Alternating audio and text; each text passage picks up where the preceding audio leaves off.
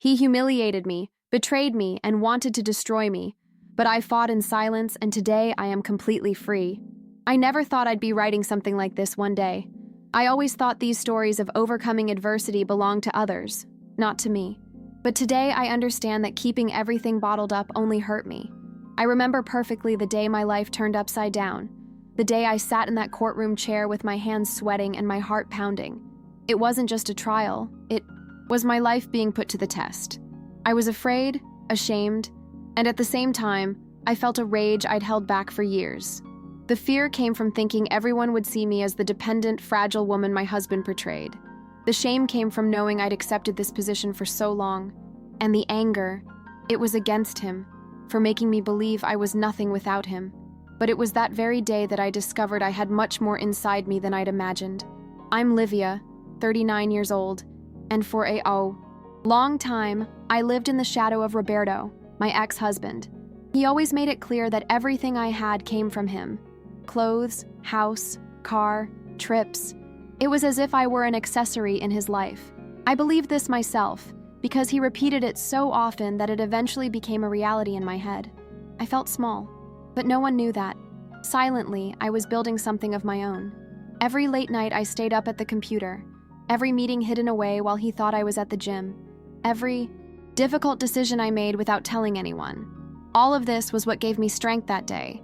I knew that if I hadn't made this move sooner, I would have left there empty-handed and with a broken soul. That morning of the trial, I woke up with a knot in my stomach. I remember looking in the mirror and barely recognizing myself. I saw a tired woman with dark circles under her eyes, but with a firm gaze. I got ready myself, wearing simple clothes, nothing flashy. I wanted to be myself, not the version he always wanted to show the world. When I arrived at the courthouse, the air felt heavy. He stood there, impeccably dressed, with that arrogant smile, as if he were certain everything was already won. I took a deep breath and thought, today, he's going to find out who I really am. The worst part was hearing him talk about me as if I were a lost child. He said he supported me, that I didn't know how to handle money, that I had no sense of the real world. And the worst part was that some people believed him. I felt shame burning my face, but I forced myself not to cry. Deep down, he had no idea what I had built. It was as if he were burying himself alone, but I still had to wait for the right time. It was painful to listen to it all in silence, remembering every time he belittled me in front of friends, every joke he made at my expense. But that day, for the first time, I didn't bow my head. When Fernanda, my lawyer, started talking, it was as if the weight on my shoulders lifted. She didn't miss a thing. Every lie, every contradiction, every detail he tried to manipulate, she calmly and confidently dismantled. I looked at her and felt immense gratitude, because it was as if she were giving voice to the part of me I'd always silenced. And then came the moment I'll never forget. She presented the documents for my company, my achievements, everything I'd done without him knowing. I saw Roberto's expression change instantly. That air of superiority vanished. It was as if the ground had dropped out from under him. All I could think was, now you know I never needed you.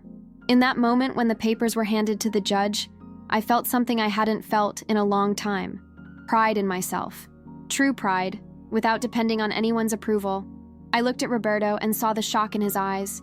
He seemed incredulous that I, the woman he'd always treated as worthless, had built an empire without needing a penny from him. I said nothing. I didn't need to. My silence was louder than any words. I was trembling inside, my heart racing, but there was a strange peace, too, as if all that suffering had finally reached a turning point. It was then that I realized I wasn't weak. I'd just been silenced for too long. The hardest part was controlling the mix of emotions exploding inside me. I wanted to laugh in his face. I wanted to scream. I wanted to cry with relief. But I sat there, firm, holding my own hands so as not to show how much I was shaking. I felt anger, yes, but with it came a clarity. I no longer needed to prove anything to him. He already knew. The burden was no longer mine. While he writhed, trying to find excuses, I only thought about how much it had cost me to get there. How many times I'd choked back tears in the bathroom after a fight. How many times I'd felt like trash listening to him belittle me. This whole scene played through my head, but along with it came the certainty that I would never return to that place of submission. I remember a small detail, but one I'll never forget. When the judge, Katerina, looked at me and said, with all the firmness in the world, that the assets I'd acquired were exclusively mine, I felt the tears well up. I didn't cry out loud, but the tears flowed uncontrollably. It was as if someone had finally validated everything I'd experienced and everything I'd silently fought for. I was no longer the woman supported by a wealthy husband. I was the master of my own story.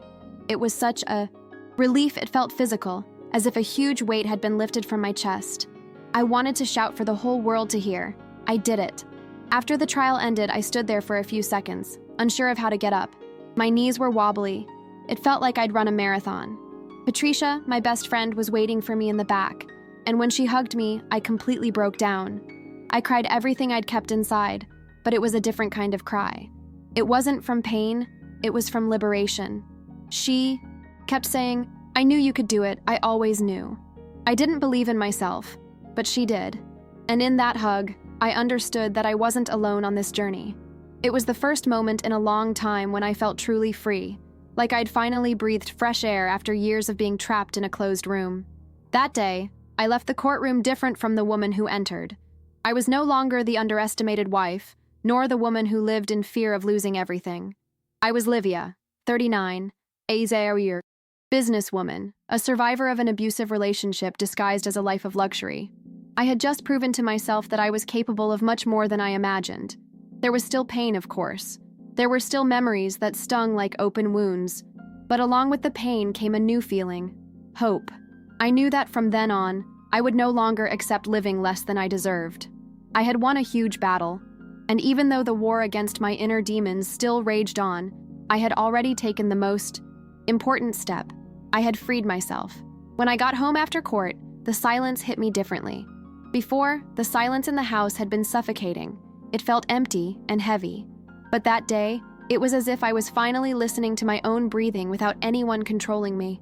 I threw myself on the couch, took off my shoes, and stared at the ceiling for long minutes. That's when it hit me. I no longer depended on him for anything. The feeling was liberating, but at the same time frightening. It was like standing before a huge blank space and realizing that now I had to decide what to do with it. I cried again, not out of sadness, but out of a mixture of relief and fear of what was to come. I thought about everything he'd made me believe. How many times I hesitated to voice my opinion for fear of looking stupid in front of him. How many times I'd stopped myself from wearing something I wanted because he said it didn't look good. How many times I'd turned down invitations from friends because he'd complained. It dawned on me that I'd wasted years of my life trying to fit into a box that was never mine. And at the same time, I realized how resilient I was. I'd built an entire company hidden under that weight. It showed me that, even in the worst moments, I never completely lost who I was. I just learned to survive in silence. The first thing I did was call my consulting team. They knew I existed, but they had no idea what I was going through. I'd always kept my personal life private, afraid of mixing things up. That day I told them I'd won a legal battle and that I was now ready to embrace my true colors as a leader. I remember their reaction: silence for a few seconds, and then a flood of supportive messages. It was like I'd taken off a mask. For the first time, I was no longer hiding behind a powerful husband. I was just me, and that was enough. I won't lie. After the euphoria came fear. Fear of failure, fear of not being able to handle everything alone. I spent years being treated as incapable, and even with all the proof that I was capable, his voice still echoed in my head. I found myself thinking, what if he's right? What if I can't handle it? That was the biggest challenge. Understanding that the voice that held me back the most wasn't his anymore. It was the one inside me. I had to face it head on. I looked at myself in the mirror again and said out loud, "You've already endured much more than this." It was strange, but necessary. That same day, before going to sleep, I wrote on a piece of paper, "Freedom is priceless." I pinned it to my bedroom mirror because I knew the next few days wouldn't be easy. The trial was over, but the scars were still there.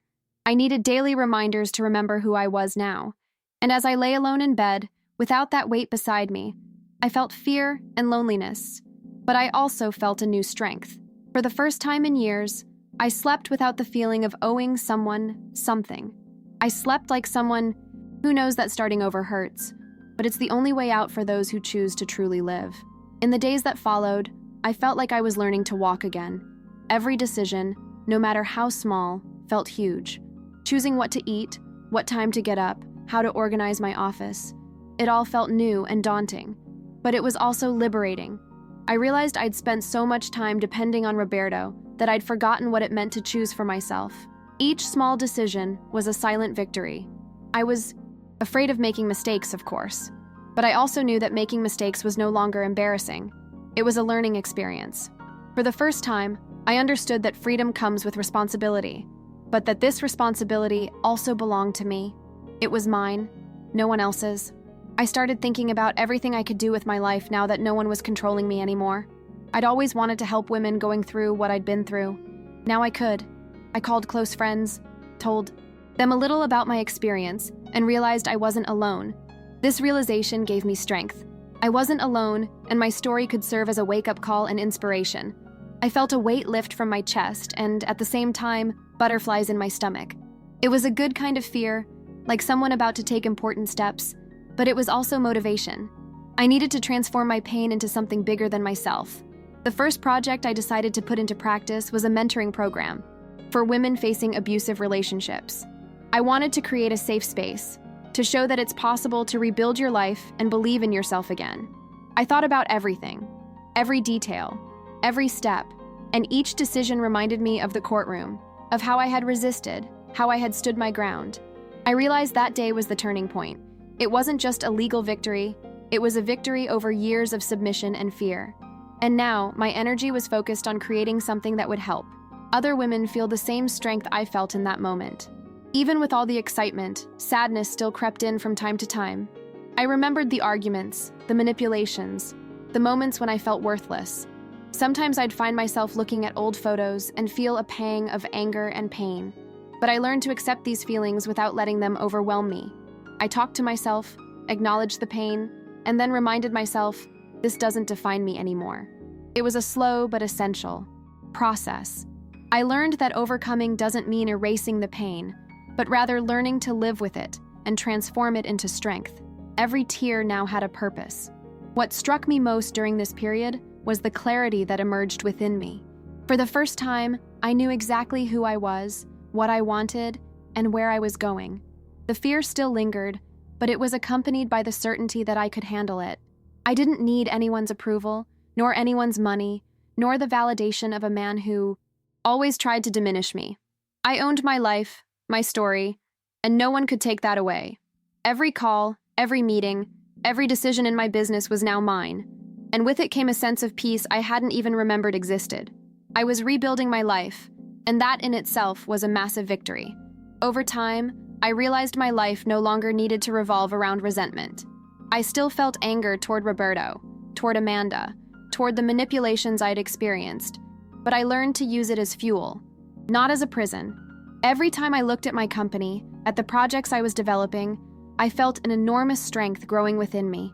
It was a strange and wonderful feeling at the same time. Fear and courage mixed together, pain and joy coexisting, but finally in my hands. I was in control. For the first time, no one was telling me who I was or what I could achieve, and that was too liberating for words. My relationship with Patricia also strengthened during this period.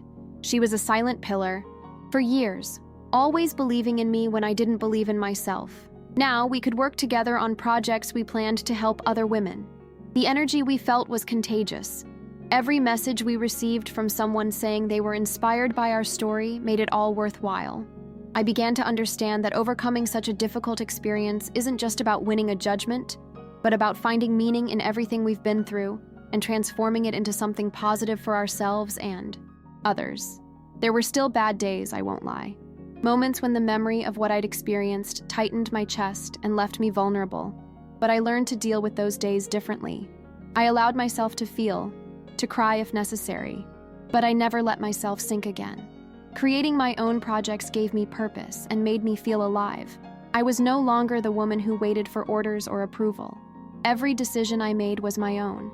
Every result I achieved was the fruit of my effort, and every challenge that arose became an opportunity to prove to myself that I could overcome anything. Looking back today, I understand that that day in court was just the beginning of my transformation. It was the turning point, but the real victory came over the following months as I rebuilt my life and discovered who I truly was. I was able to reconnect with myself, with my strength, with my dreams. I learned to trust my choices, to value my efforts, and not to depend on anyone for happiness. The feeling of independence is priceless. Knowing that my life is in my hands, that my success is the result of my work and courage, is an experience incomparable to anything. Today, I feel more whole than I've ever felt.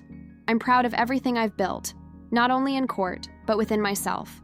I know there are still difficult days, but they don't define me. I'm Livia, a survivor, an entrepreneur, an independent woman, and aware of my worth. I've learned that freedom is painful, yes, but it's worth every tear, every sleepless night, every fear faced. And most of all, I've learned that it's possible to win, even when all seems lost. I won, and I know I can continue winning every day, building my life the way I've always dreamed.